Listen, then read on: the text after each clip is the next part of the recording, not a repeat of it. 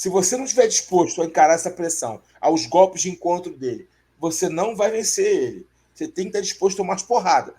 Tem que estar disposto a tomar um chute. Tem que estar disposto a você encarar ele. Se você ficar receoso, respeitando os golpes do Poatan, ele vai te nocautear. Ponto. Sem dúvida. Final. Ele vai te nocautear. Né? Então, a gente está aqui cobrando até do Poatan subir, se o Duplessis sobe, mas a gente já tem anunciado, né, Carlão? Dana abriu suas mídias sociais essa semana para falar da UFC 307, dia 5 de outubro, né, anunciando o Aldo e o Bautista, a Keila com a Kathleen, a Raquel com a Juliana Penha, né, disputando aí cinturão. Realmente, e o Poatan com o Roundtree, né, meu amigo? E aí eu quero que você fale sobre essa luta. Muita gente ficou decepcionada, a galera queria ver o Ankalaev, né? Mas, pô, você tem tua visão sobre isso, né, Carlão?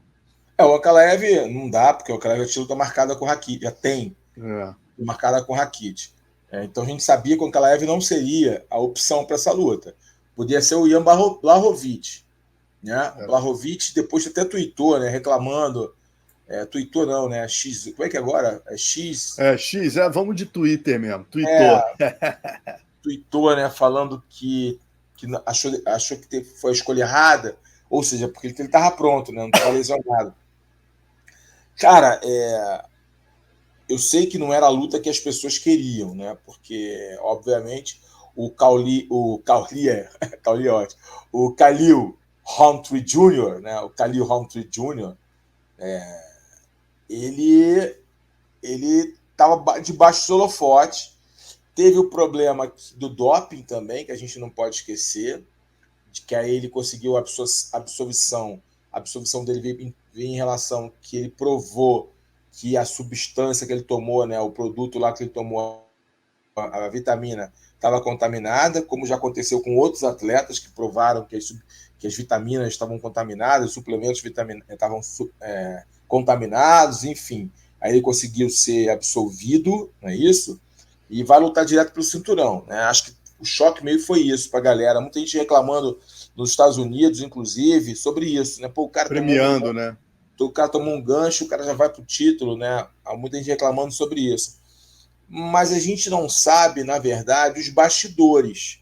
O que aconteceu nessa dança ali no tabuleiro, nas peças, né? A gente não sabe o que aconteceu.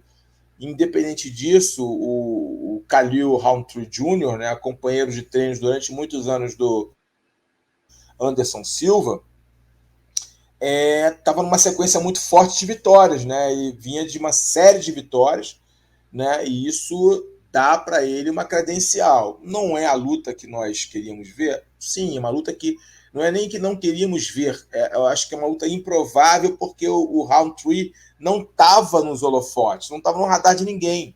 Todo mundo, quando a gente falava da luta, falava do Ankalaev, falava do Ian Blachowicz, falava da subida de peso para os pesados. A gente não viu nenhum fórum de debate, ninguém falando do Roundtree, ninguém nem pensava nele, entendeu? Então, por isso que eu acho que causou esse furor aí, essa decepção, essa surpresa, melhor dizendo, né? Uma surpresa. Caramba, o Roundtree Jr., porque o Khalil Roundtree, porque acho que foi mais em relação a isso, porque ele não fazia em nenhum matchup, a gente colocava ele nenhum matchup a gente colocava ele. E foi uma surpresa, né? Independente do que a gente ache como fã ou como analista, o que vale é o que está escrito. Então, é o Roundtree Jr., então a gente tem que pensar nessa luta e como é que vai ser a postura, o entendimento de confronto do campeão contra um cara que é um cara mais baixo, é um cara rápido, né? Um cara bem rápido. Poder de nocaute, né? Um poder de nocaute brutal, é um canhoto, né? Que a gente tem que lembrar. É um canhoto com poder de nocaute brutal, mas é um cara que não gosta muito de ser pressionado, é um cara que gosta de lutar só ele controlando a distância para ele explodir em cima de sua mão esquerda e nocautear. E não é um cara que gosta muito de ser acuado, geralmente fica meio perdido quando é acuado, tentando soltar golpes a esmo, ou seja, golpes muito pesados no vazio, perde muitos golpes nessa tentativa. É um cara perigoso, deu uma evoluída real e essa sequência de vitórias mostra isso. 5 vitórias seguidas, 4 nocautes, né? Deu uma evoluída brutal. O Anthony Smith, que lutou com ele, que é um cara grande, pegou em cima da hora, inclusive, quando lutou com ele, deu um trabalhinho para ele no início, depois o Anthony Smith perdeu um pouco de energia, ele cresceu, e aí veio o nocaute, ele errou a distância, mas quando estava controlando a distância, ele empurrou o Khalil para a grade, o Khalil ficou um pouco perdido, depois o Anthony Smith perdeu um pouco de energia, o Khalil começou a trabalhar, e aí culminou posteriormente no nocaute. É uma luta interessante. O Poatan, não estou comparando o Poatan com o Anthony Smith, estou falando que quando ele é empurrado para trás, ele se perde um pouco. E o Poatan é um mestre tanto no controle da distância quanto nos contragolpes. O Poatan é um cara muito difícil de lutar. O Poatan é um cara que tem precisão e poder de nocaute. É um cara que sabe usar a sua envergadura e, principalmente, ele faz uma leitura muito rápida de como o adversário se comporta. E como o Khalil Rountree não vai propor queda, ele não tem, se você for ver os índices dele, os percentuais dele, não propõe queda.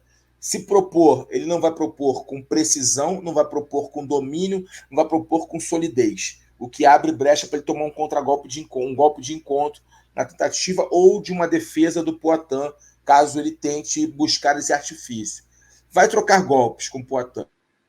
É uma luta mais striking, mais trabalhada na luta em pé, onde é um cara com um one punch, uma mão esquerda destruidora, e o outro é um cara com várias armas. É um cara com 8 armas, né? Digamos assim, fazendo aqui uma alusão ao Muay Thai. É um cara que trabalha cotovelo, trabalha chute chapado, trabalha chip, trabalha golpe de esquerda, trabalha golpe de direita, entendeu? Então, o Poatan tem mais ferramentas, o Poatan tem mais gabarito no que o tange a trocação, e o Poatan é o favorito, não só por ser campeão, mas também pelo matchup, pelo estilo de luta de ambos. O Poatan é um cara com mais probabilidade de vitória. Eu creio que o Poatan tem grandes chances de buscar mais o nocaute, não menosprezando o Khalil, que realmente, se ele achar a distância... A gente viu com o Volkansky, né? Outra lenda do Glory, ele derrubou o Volkansky, né? O Volkansky...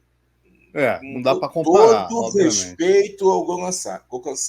Dentro do MMA, né, cara? É uma lenda do kickboxing, um dos strikers mais impressionante. Quem acompanha kickboxing, o Volkansky é um excelente... Foi, né? Ele acho que nem luta mais, né? Acho que ele se aposentou já, se eu não me engano.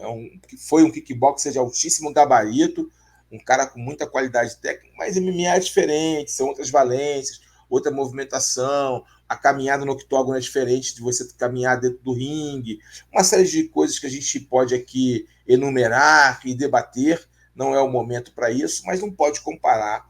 Se a gente pudesse comparar, se fosse a primeira luta do Poatan e a primeira luta, entendeu? Se o Poatan...